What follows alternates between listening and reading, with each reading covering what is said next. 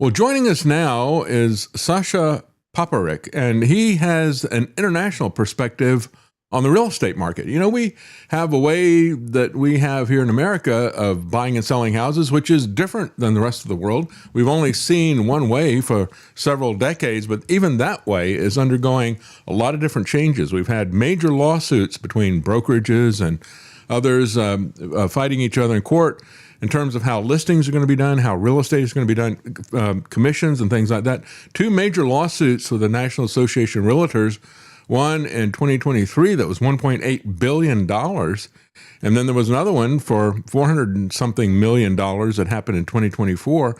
Meanwhile, there are lawsuits going back and forth between big brokerage companies like Remax and a service called Compass that is doing exclusive not interviews, but listings for a short period of time before they put them out for multiple listing. And so that's created a competition between Compass and Zelle.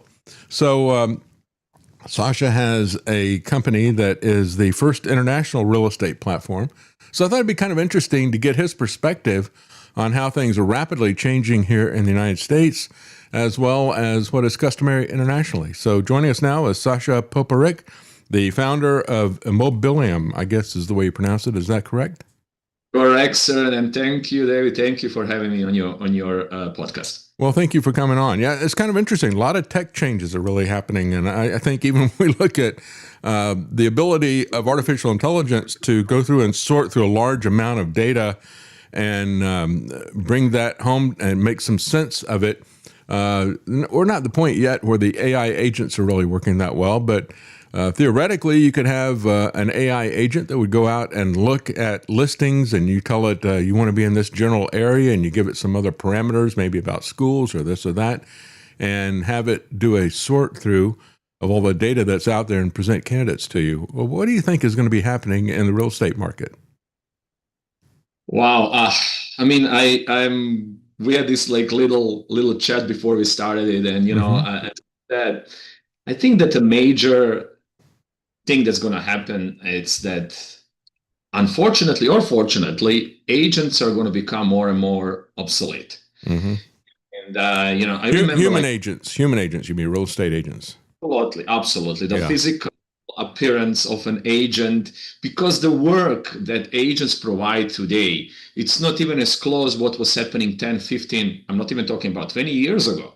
I mean, you as a seller, let's say in early 2000s, were hired an agent who would go and break his or her leg and show it in the house and take up pictures and do all these documentations, applications, anything for you, which was rightfully something that would earn the agent 5% of the commission or 6% of the commission, depends on the area. Exactly, yeah.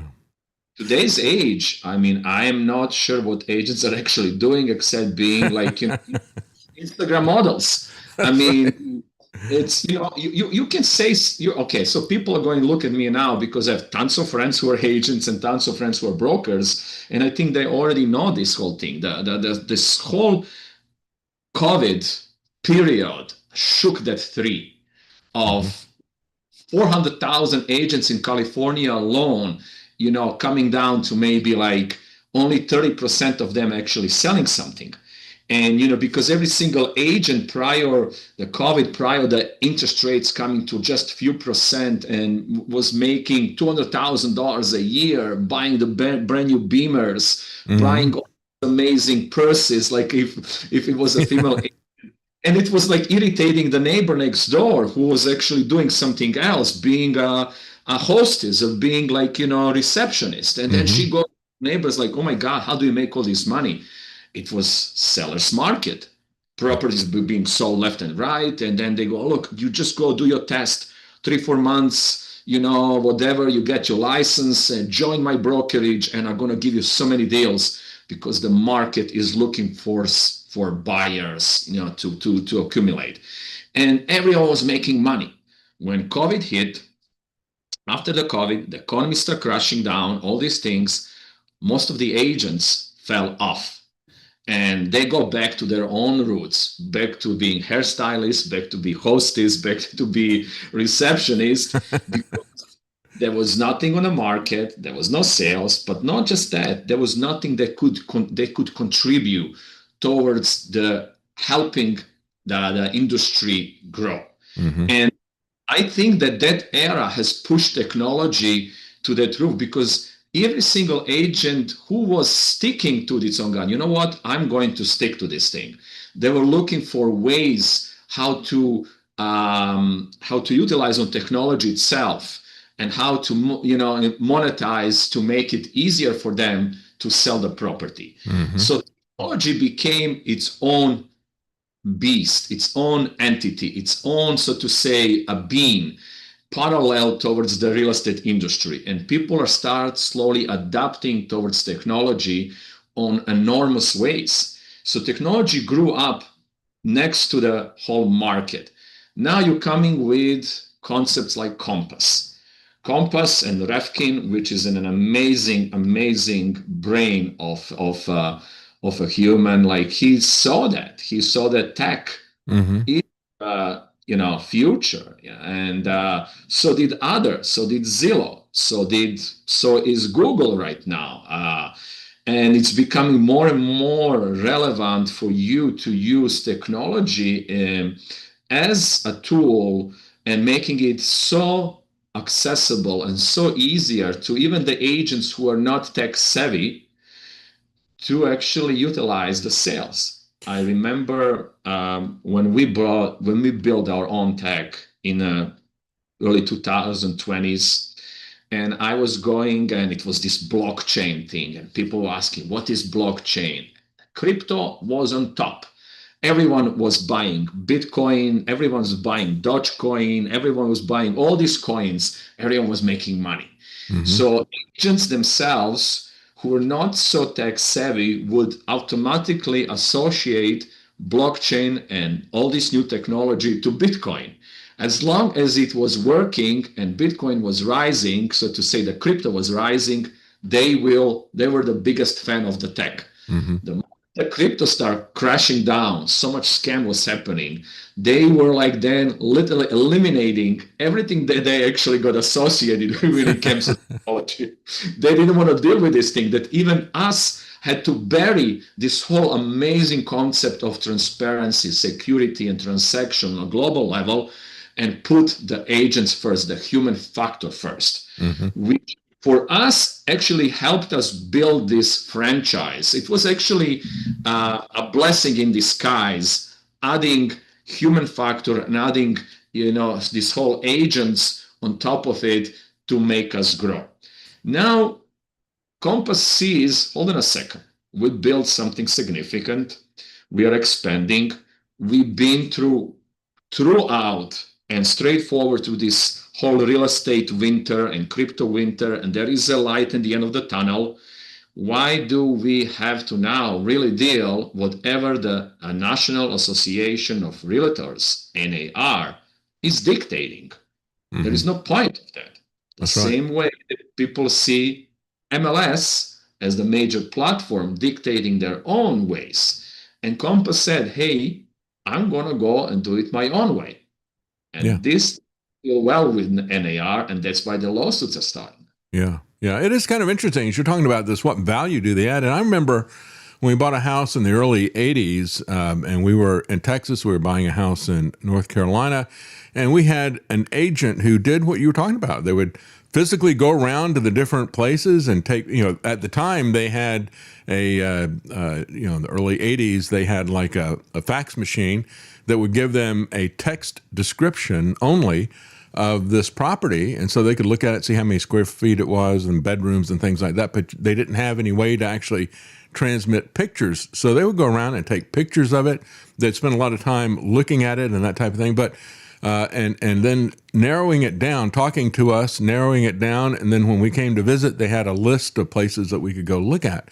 But since then, I've been scratching my head and saying, what do I really need an agent for? Because if we got the capability to look at these listings online with pictures and all the rest of the stuff, I'm doing all the legwork, actually finger work, right? Looking at all these different things with the databases there. And what value are the agents really adding to any of that? And I think furthermore, when we look at it, probably the time is coming where you'll be able, not too far off, somebody's going to put something in and let you do a virtual house tour that's going to be kind of three-dimensional, right?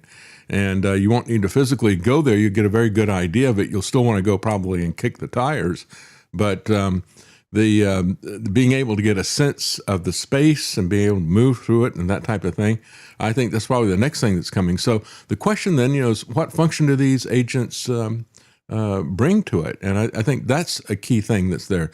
What you have now is an institution that was set up for a different time when people didn't have that kind of information at their fingertips, and it's become an anachronism, I think. And so there's going to be a lot of changes. So when you look at, as an international agency, talk to us about how it's different in other countries in terms of the house buying experience than in America.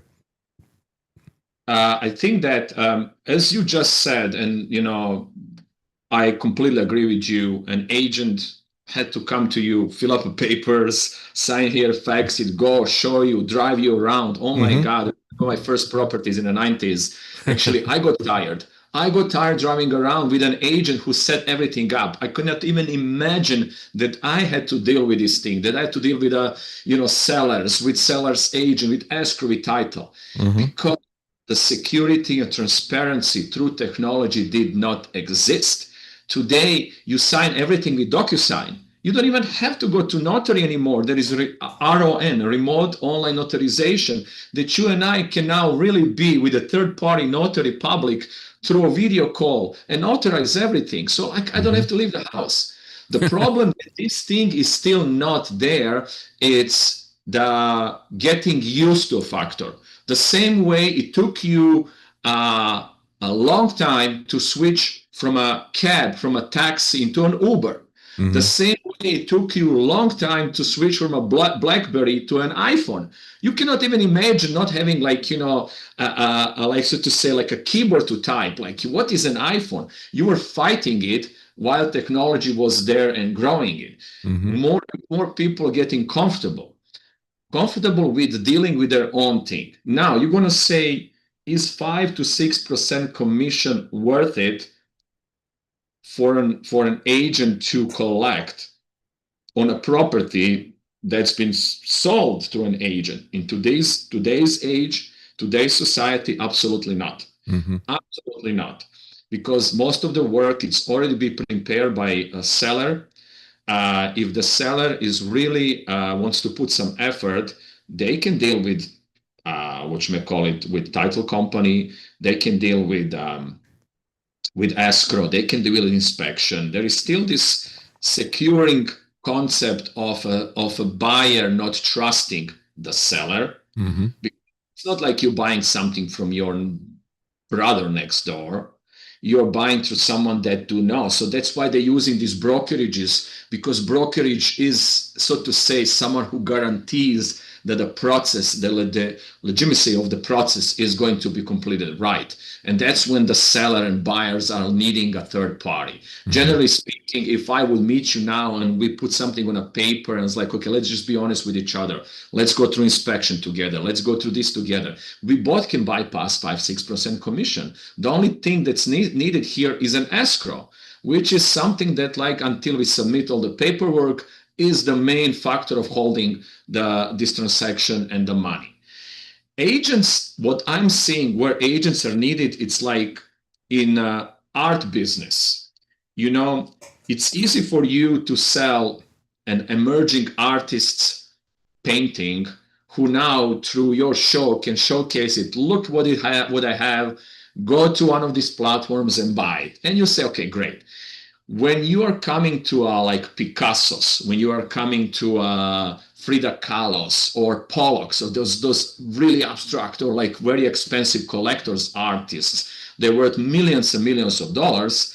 You need millions of dollars equivalent buyers. Those guys, they don't sit around. They don't look through Zillow. They do not actually just knock on doors. They need specific group of agents who are having buyers catalogs, who are having sellers catalogs, because these people have enough money to actually not deal with agents. And when a $10 million property with 5% commission costs $500,000 out of seller's pocket, it makes sense because the sale of a $10 million or $20 million mansion was done faster.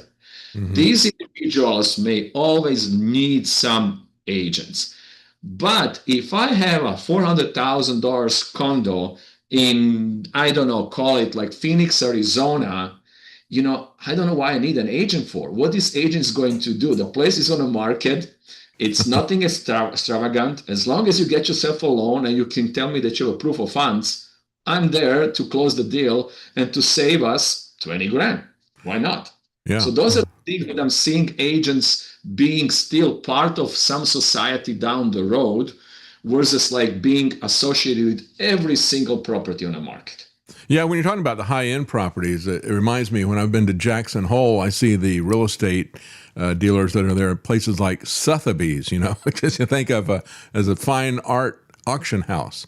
And because the properties are so expensive, that's what they're doing, and actually using the analogy that you did, that you got somebody that is going to be connected to the very wealthy people who could pay that kind of money for a home there in Jackson Hole. So I agree with you with that. But in terms of the bread and butter stuff that is out there, the ordinary size homes, it's a huge commission to pay when there's not a lot of services that are being provided there. So tell us a little bit about your international real estate platform, and how is that different than what we see that's out there right now? Have we lost him? Yeah. Okay. Let's try to reconnect.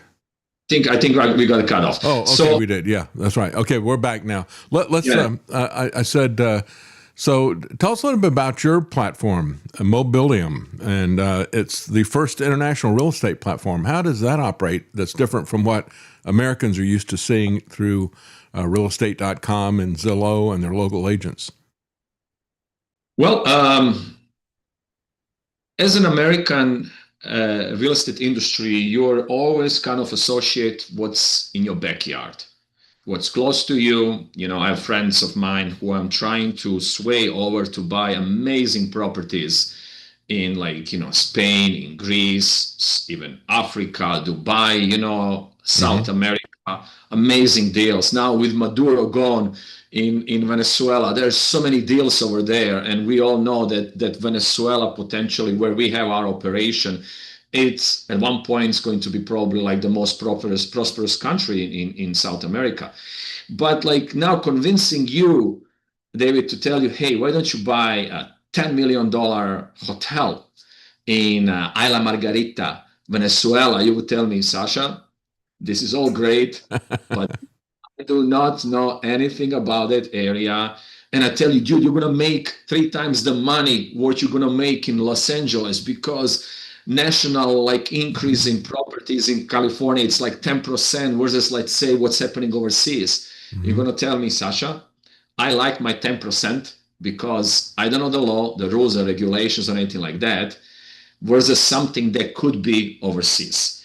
Now, this is coming from someone who is more stationary, located in the areas of your own, so to say, vicinity.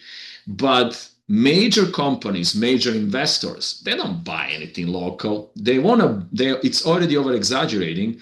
They want to actually buy something that's 30 cents on a dollar.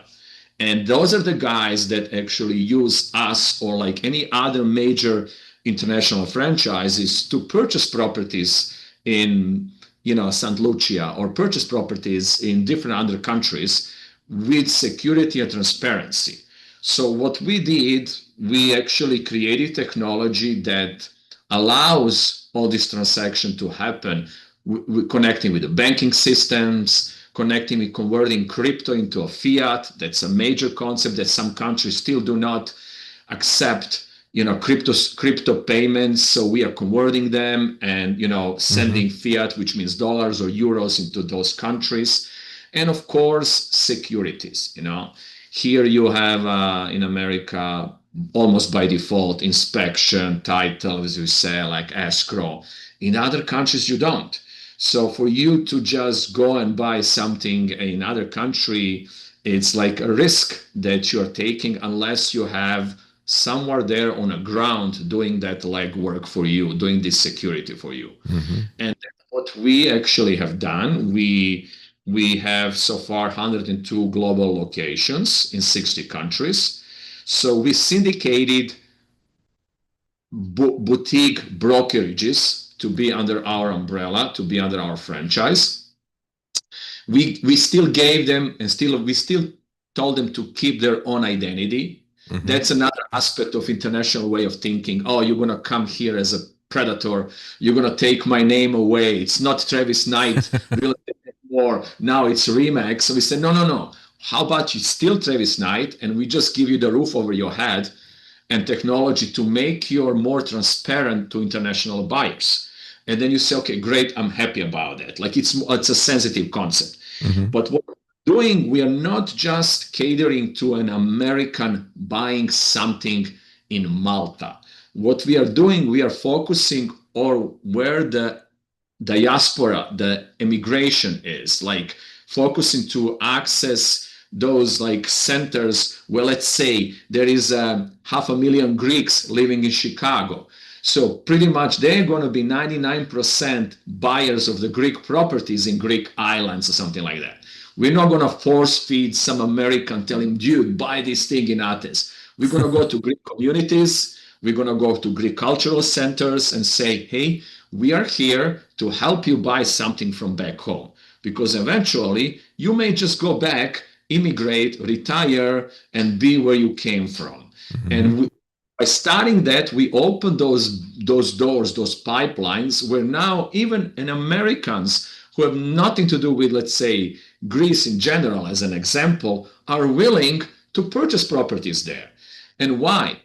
Because there's many incentives buying, let's say, properties in Europe.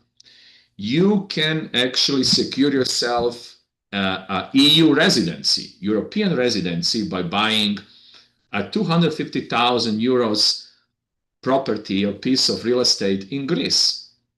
And it gives you something which is called a golden visa, which is equivalent to like a green card in America. Mm-hmm, mm-hmm. Allows you to stay in Greece, and it's a first step for you to become potentially a passport of European Union and immigrate over there. Mm-hmm. Other countries have similar concepts, similar plans, like Malta, Portugal, Hungary. And so they're actually doing exactly the same that what America was doing. Come here, invest money, stay here. Now they say, hey, why don't you move to Europe? You've been tired of American way of life, immigrate mm-hmm. over here, and you can travel to Europe. And so those are the ways that we have set up, not just for Europe, Latin America, Africa as well, and a bunch of other areas.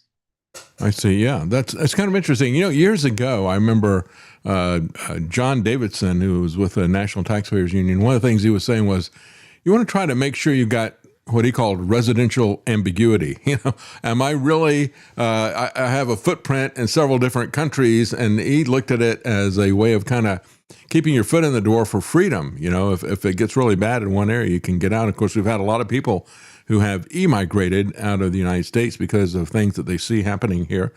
Speaking of international situations, just as kind of an aside, I know this wasn't what you came on to talk about, but let's talk a little bit about Venezuela. Can you kind of give us a temperature reading as to what's going on there? How are people reacting to the situation that's happened after Maduro's been taken out? I'm a dreamer. I'm a visionary. I'm mm-hmm. delusional. That's why I actually build my businesses. Like I just go and say, whatever the hell kind of stays around. I have a good friend of mine. His name is, he's one of the lawyers. I'm not going to mention it, but top lawyer in LA. And I was visiting him once, and he has like in downtown, like probably like the whole building of lawyers, like 60, 70 lawyers. And they take like every case that comes towards them. And I go to him, Mark, okay, well, the cat is out of the bag. So Mark, why all that? He goes, Sasha, I throw everything against the wall, whatever it sticks. And, that's how I actually kind of was building all my businesses all my life. But to to jump to Venezuela, we went there when no one else did because I realized there is no competition. We went into Africa when everyone else is going out, and now I think we are the biggest African network. We're in 16 countries. So are we already positioned in Greenland? So we are already in Ukraine. When the war started, we went in Ukraine. We opened 4 locations. We know that that war is going to stop one day, and we're going to have a position. Venezuela was always controversial for us, and as hopeful I was, I knew that I have to be pragmatic. I have to be realistic. What's the downsize and what's the downfall of if things don't work out? And I saw that like we didn't do anything illegal. We were just a real estate company, being positioned there. But we knew that the population of Venezuela, that the whole that area there, they needed an open door. They need to open the gates, need that. And I think that Maduro in general was more a symbol than anything else. I don't think that he was a flexing muscles or something like that. And the moment, even prior Maduro's, we had deals that we were offering to people. They were scared. No one like that. I have one of my partners who's actually not even a U.S. citizen, and he's like, dude, you have to go there and like do some deals. No, I'm scared. I'm going to get arrested. It's like, nobody's going to arrest you, man. Nobody cares. Trust me. But people were scared, and they didn't want to even look at Venezuela as a vision and not even buy something. Now things have changed. So we have requests for land purchases. People are asking us where exactly the oil refineries are. When it comes to Venezuela, this area is going. This is it. That's it. It's stabilizing. It's going to become probably the most prosperous market in South America. It's going to dominate. Some people say, I missed my chance with El Salvador, and I want to miss with Venezuela because they say prior to that everyone was scared of those areas. So they say it's El Salvador, Panama. Those are the kind of like tunnels they're building when it comes to wealth, when it comes to money making, and of course it needs real estate. So most of people are not approaching us. Even still, they're like very candidly looking and cautiously looking at this area. But the smart investors are asking us about land purchases, commercial real estate purchases, hotels, anything that has a potential of accommodating the new way of, so to say, migration. And who are the first in that line are exactly the industries that are going to participate the most. That's the oil industries. So that's been required. It's close to the oil refineries, oil like drilling positions. Then the lands that are available to purchasing, to build hotels, to build like pretty much like housings for the first tier of immigrants who are going to be the workers for all these big oil companies.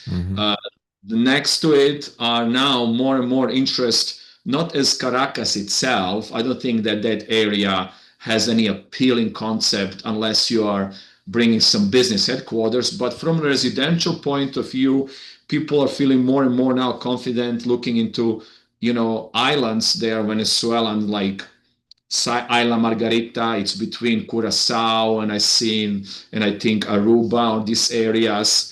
And because those are deals there that could be now turned into Airbnbs.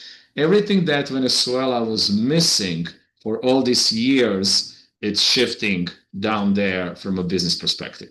Yeah, that was the amazing thing about Venezuela, by talking about the tremendous natural resources that they had and why this should be one of the wealthiest countries on earth.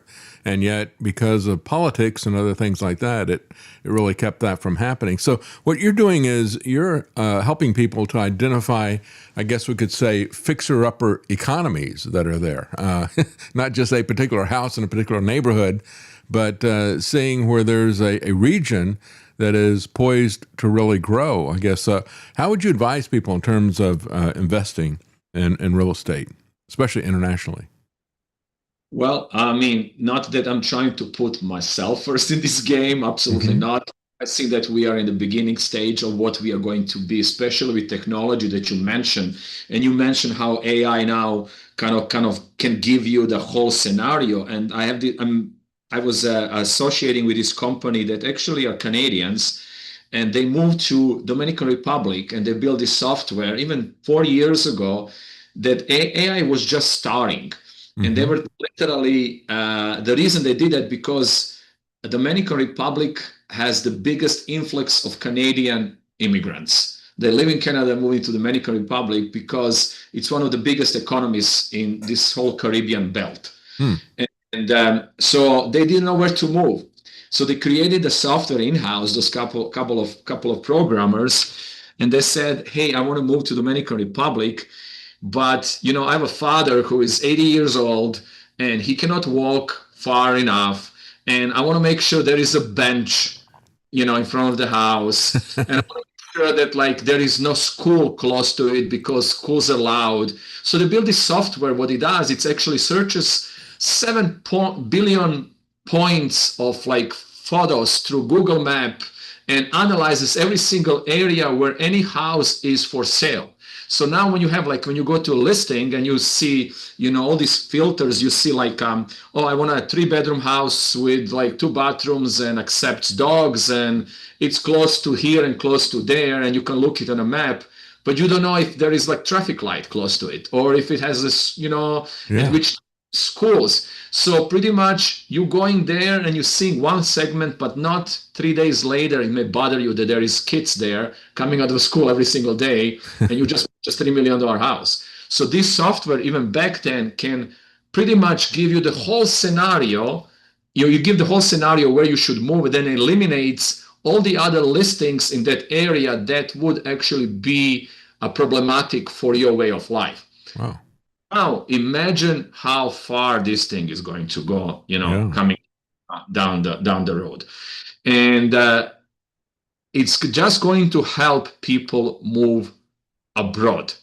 Moving abroad was a taboo, was something scaring, was something like, I don't know if I make mistakes, we're going to get scammed, absolutely scammed. That was the whole major aspect why we built that.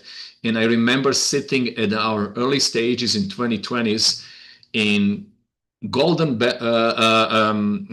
one of the offices in Beverly Hills. We didn't even have an office. It was Coldwell Banker's office in Beverly Hills, and one of our friends was the GM there, and he brought us there, and we had like this thing called AMA, like Ask Me Anything, where people log in from around the world and ask us about our platform and about our concept, and we try to impress who is who from the industry. There was like leaders from like Fidelity, leaders from like Sotheby's, leaders from everyone watching us, and more people were joining with questions. They were from Africa, from Nigeria, or something like that.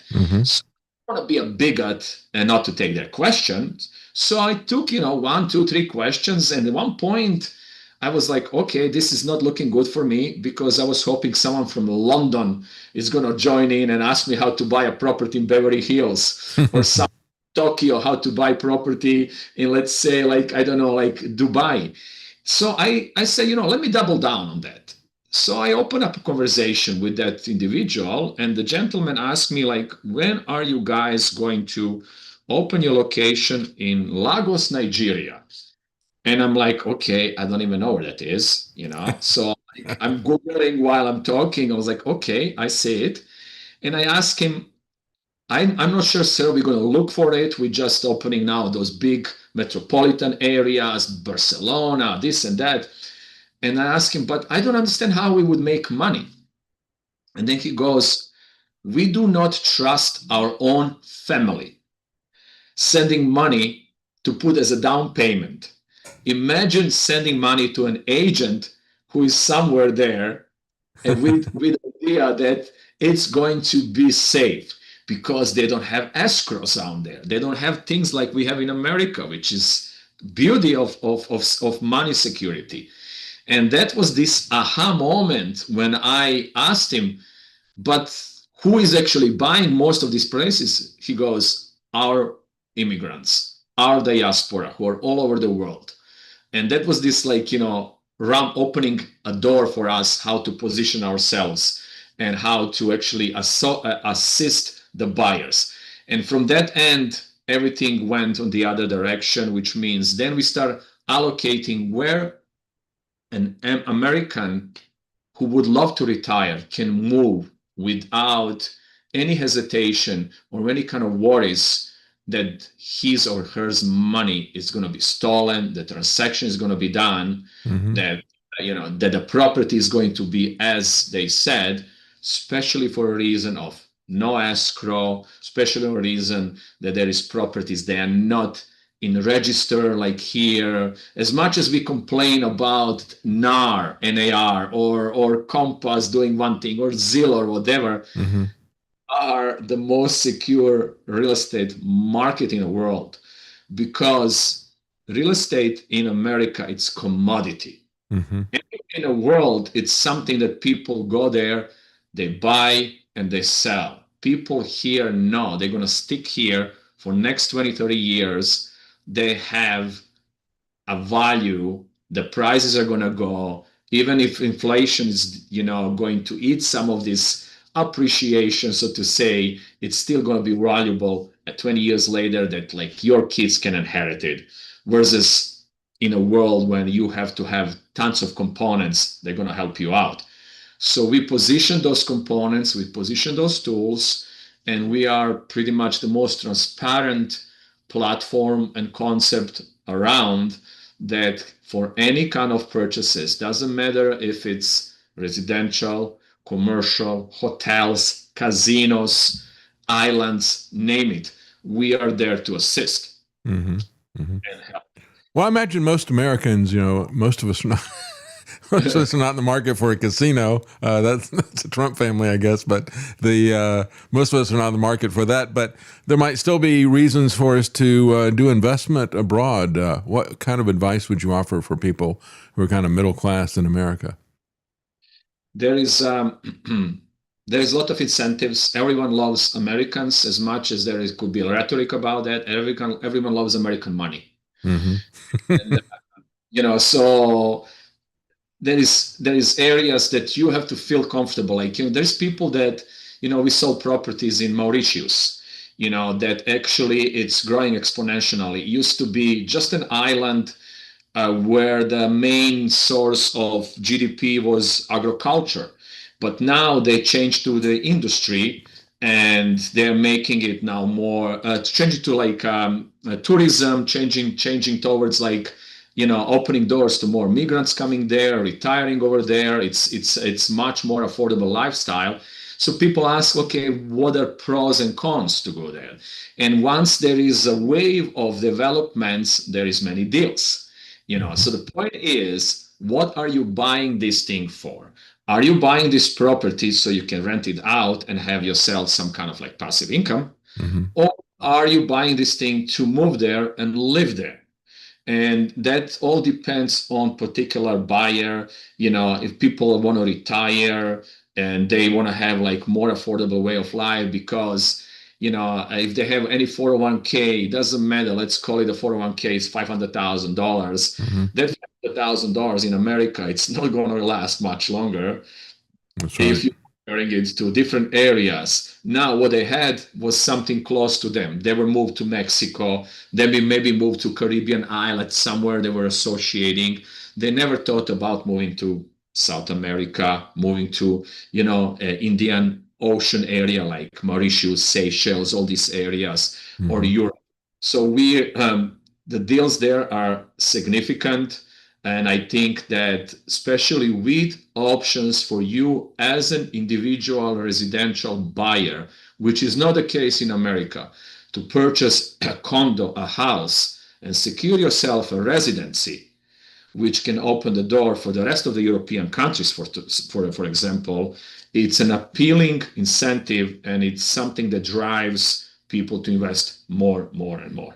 Yeah, and of course, I hear more and more from people who have lived abroad. They just can't believe how expensive everything is here in America. So that's one of the key things that's driving people, even for retirement. They still have their Social Security or whatever, but they can actually live off of it if they go to another country. So I guess you see that a lot. No, correct. But you know what it is? Unless you dare, most of the people, let's generalize the American society. And 99% of the people who ever left this country, there's people who never did, whoever left this country, most of them, they went on a vacation trip, 2-3 weeks. Mm-hmm. Mm-hmm. And very structured. Very structured. Yeah. Everything's a guided tour. Yeah, that's right. Exactly. So maybe they went first time. They say, you know what? Let me test Greece one more time. Let me test Spain. After 3-4 times, you said, you know what? It's actually really beautiful here. So how can I live here? However, they never end up staying there longer than a couple of months and kind of acclimatizing themselves to the society. And me being European, I'm actually coming from Switzerland. I understand how easy to come to America and adjust to the American way of life. It's not a tourism. You have to stay here. Mm-hmm. You have to deal with problems, deal with issues, deal with fixing yourself, work permits. It was a concept 30 years ago that I have to endure and go that. I didn't just come here as a tourist. So the shoe is on another foot for an American to say, okay, I'm not going to go there as a tourist anymore. I want to go there and stay. So how can I do that? How much money do I need? What are my options? And in comparing to America, in order for you to live here, you have to be an extraordinary person to get O1 visa or to bring a business, to invest into a business to get this EB5 or E2 visa, or, get married, green card, or stuff like that. There is situations they are on a table, but they are much more complex. Europe offers incentives that you can buy a condo and secure yourself a residency. Now that investment is yours. You're not going to lose it. Here in America, if you spend, let's say, $200,000 on a business, that's going to secure you a residency for a couple of years. If your business goes down, you lost money. You lost $200,000 and you're going back with nothing. In Europe, you can actually buy a property, get a residency, and let you explore if that country is really for you, if Europe is really for you. Worst case scenario, you're going to say, you know what, I've been here 2-3 years. I'm going to go back to America. I still have my European residency. And guess what? I have a property over there that I may rent, even if I'm not there, or I can sell it and get my money back. Mm-hmm. Those are crucial differences between moving from America to Europe, hypothetically, and vice versa. Oh, that's interesting. Yeah. So this year, what do you see happening in real estate this year? Kind of the economy has been, there's a lot of clouds hanging over the economy. People are concerned about what's going to happen with the AI bubble and if that thing is going to bust. What do you see happening with real estate then? Real estate, it's finally coming to its senses. Okay, so all these people are realizing, especially the sellers, one end that those prices of millions of dollars, my property is jumping left and right. I'm going to stick with it. I'm not going to sell it. It's not going to work. You have to come down with your prices. The reason is that the interest rates, even though as much as they fall down, they're here to stay. This now 6.5, that's it. That's the bottom. 6%, it's the new 3%. It's never going to go down again. I hope it's never, because then we are in crisis. Each time when the interest rate's going to literally under the anything that government can borrow, it means they need to reset the market. That's why they offer those interest rates in 2020s to keep the this whole country alive. Mm-hmm. And purchase the property at 3% in 2020 at a half of the price value right now should be crazy to sell it. Why would you? Because even if you cash out certain, gains, what are you going to do with that money? You're going to go back on the market and buy something with more APR and with a higher price. Mm-hmm. You're not going to do it. You're going to stick to what you have. That's why there is more properties on the market for sale than buyers. But these properties, they were past the 3 or 4% interest rates. Anyone who's selling a property now sold it, it's either refinancing from a 10% to 6, or is getting rid of it because it was just a vision for that individual to flip it at one point of time. Since there is a buyer's market and buyers dictating the tempo, the properties prices are going to go down for sure, 20 to 30% from whatever it is right now. And the buyers on the other end are going to understand that 6%, that's it. I can never go cheaper than that. I have to figure out how to purchase this.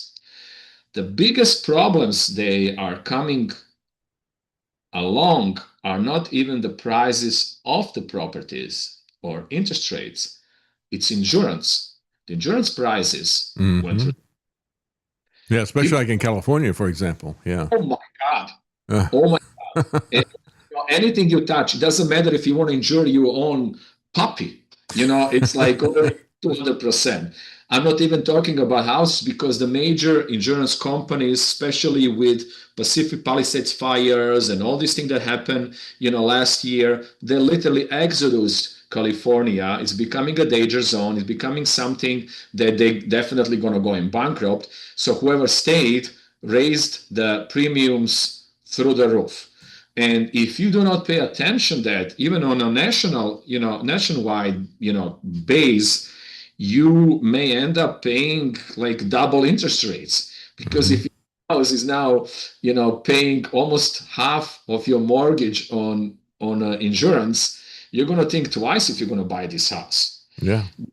How does that compare internationally? I mean, if you go to some of these countries, not even in a developing area, but even in Europe, what is the insurance situation like there? Insurance itself, as I said, America, who the hell knows what's going to happen? And I'm sorry to use this word, HELL. But I think that once this whole economy kind of settled down, everything else is going to settle down. And people are taking too much advantages. It's just one of those, do never let the good crisis go to waste situation that the big corporations and big companies are. I mean, there is no reason for you to pay $1,000 a month on your car, insurance. There's a reason for that. But they don't give you an option. So at one point, this all has to legalize, has to come to certain terms that otherwise it won't be sustainable. Now, when it comes to real estate itself, as I said, it's a tree that has too many rotten apples, too many rules and regulations.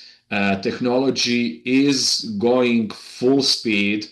I remember even back in the days I mentioned in an earlier part of the interview, like something like RON, remote online notarization, was taboo in most of the states because notary public, it's an industry on its own. Yeah, so they're like little guilds that they've got, like a union or a guild or something, and they protect their little territory there, right? Yeah, make it illegal. So that's why they were making tons of money.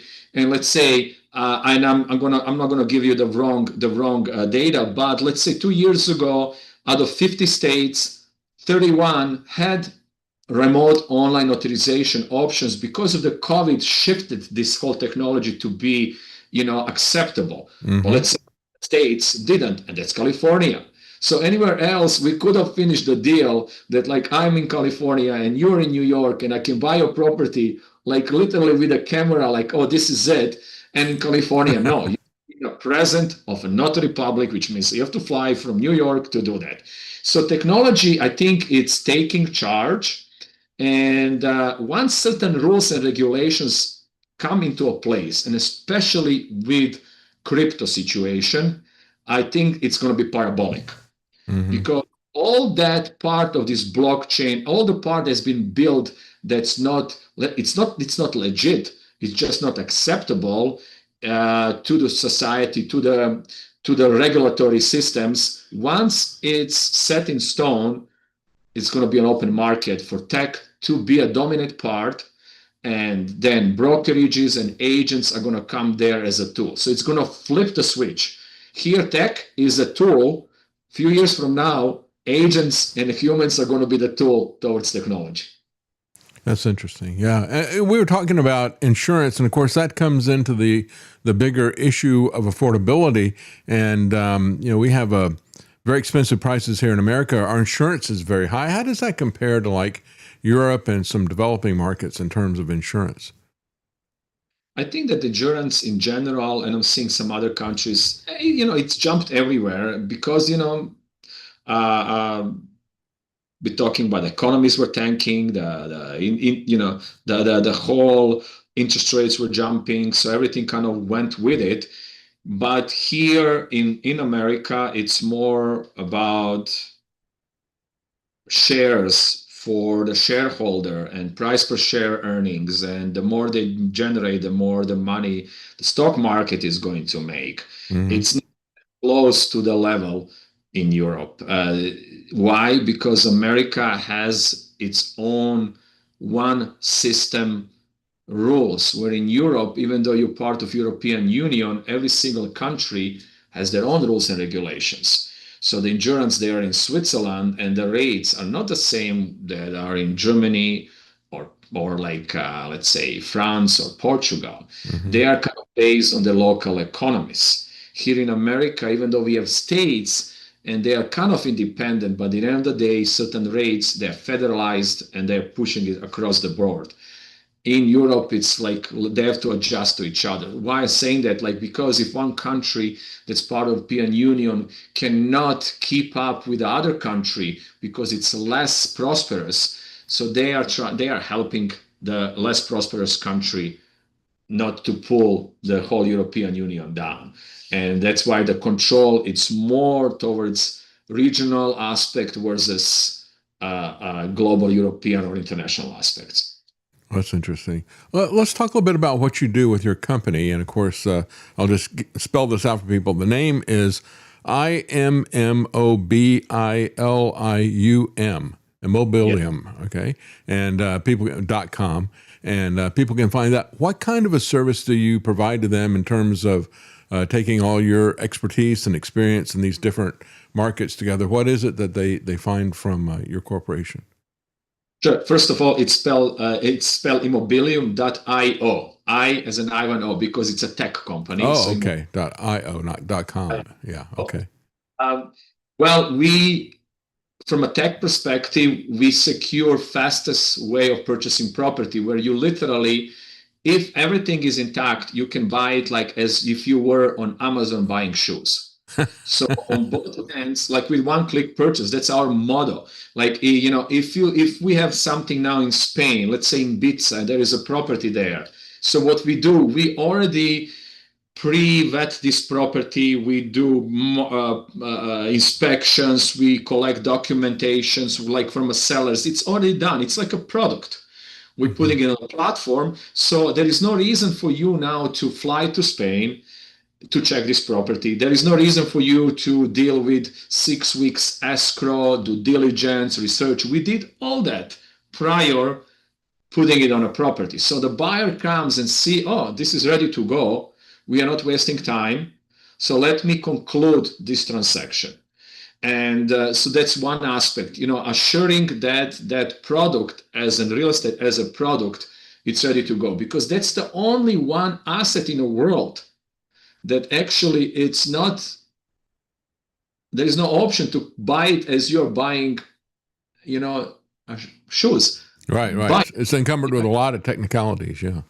And the reason is why, because the real estate, it's part of the local economy. It's almost a commodity. It's you paying taxes. The government owns the land. Like there's so much there that you cannot just buy real estate. Oh, you have to do background check. We're doing AML, anti-money laundering, KYC, knowing your customers. So even our buyers have to be known, so we can make it much, much easier for the seller to accept that transactional purchase.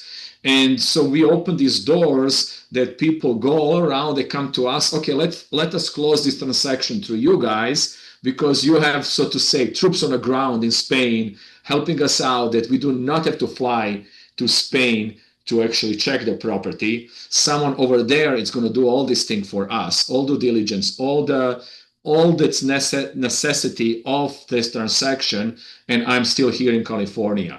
Now, we went so far that like you don't even have to ever fly to Spain to buy these properties if you want.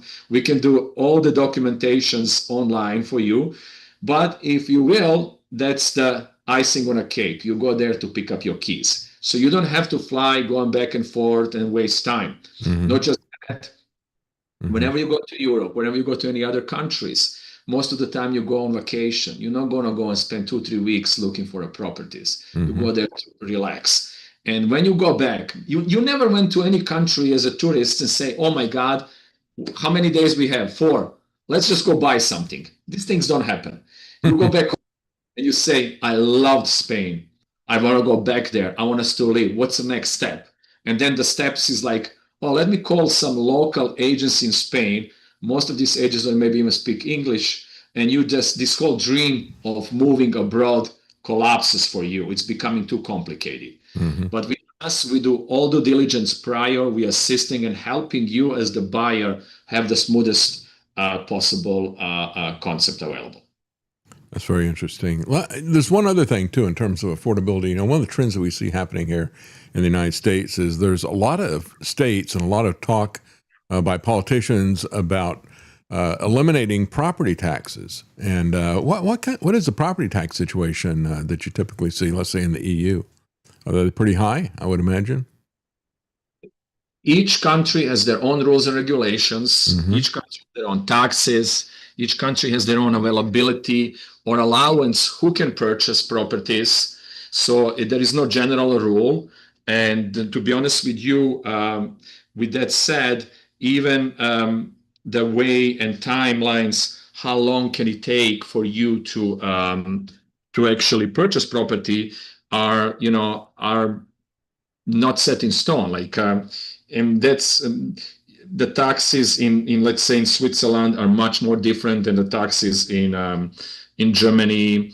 The regulations are different. Like, let's say if you want to buy properties in Switzerland, even though Switzerland is not part of European Union, but let's just say it has the same structure, you cannot be just an individual.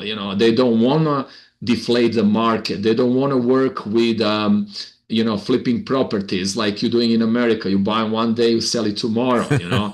So they are overprotective towards their own society.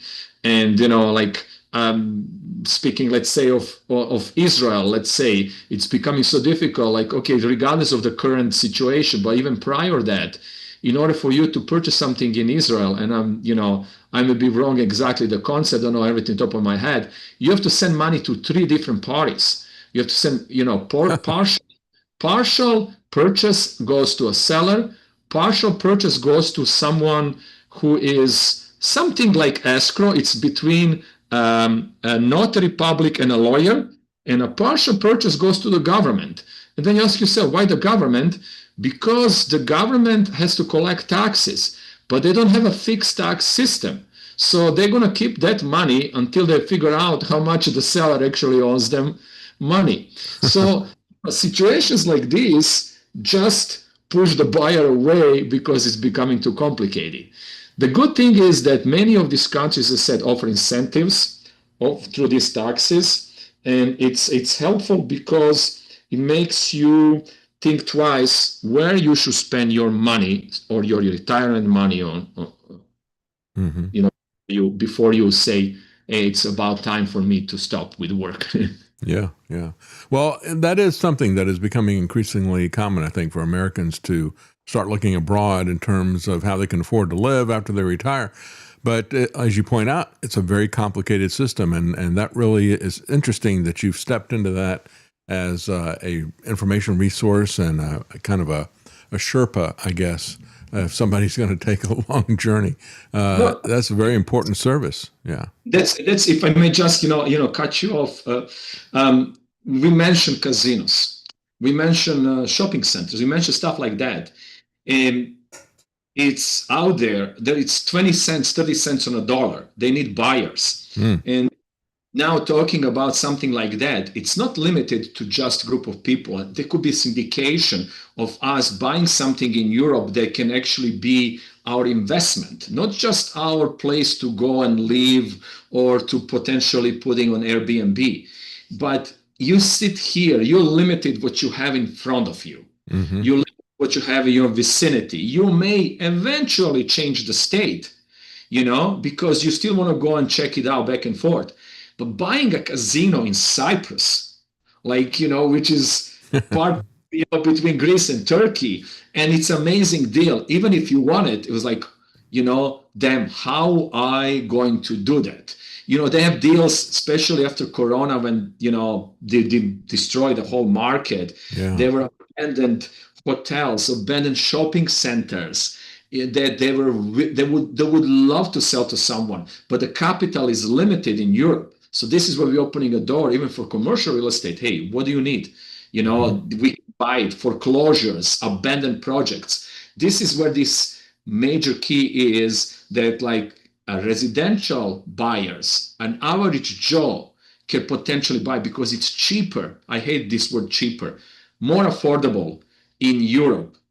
In Europe, you can buy, I'm not even kidding. In Europe, you can buy a hotel in Athens, Greece for $4 million that already is working well and generating you return on investment. Mm-hmm.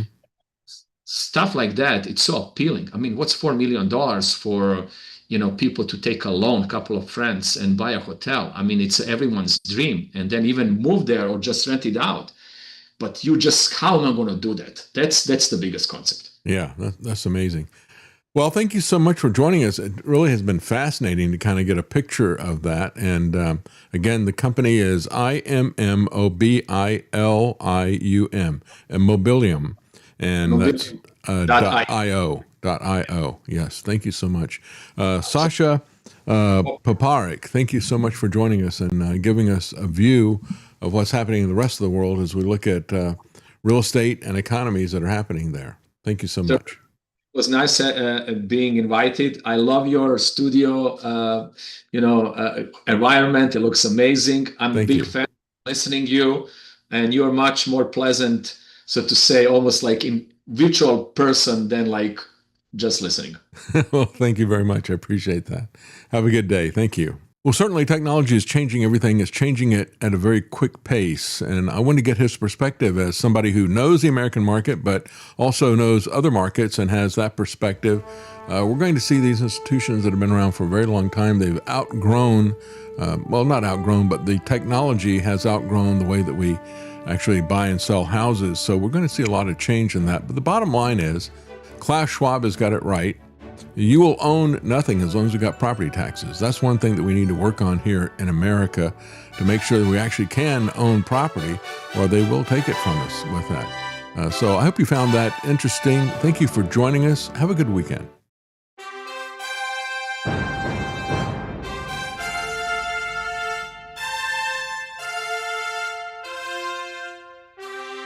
The Common Man.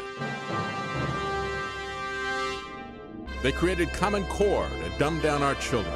They created Common Pass to track and control us. Their Commons Project to make sure the commoners own nothing.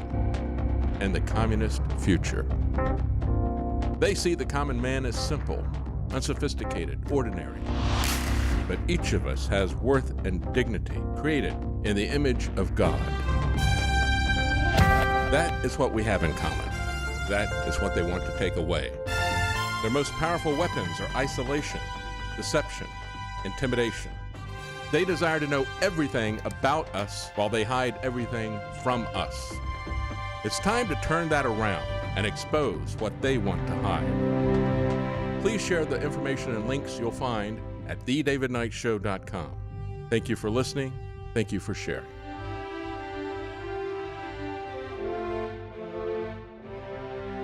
If you can't support us financially, please keep us in your prayers. davidknightshow.com.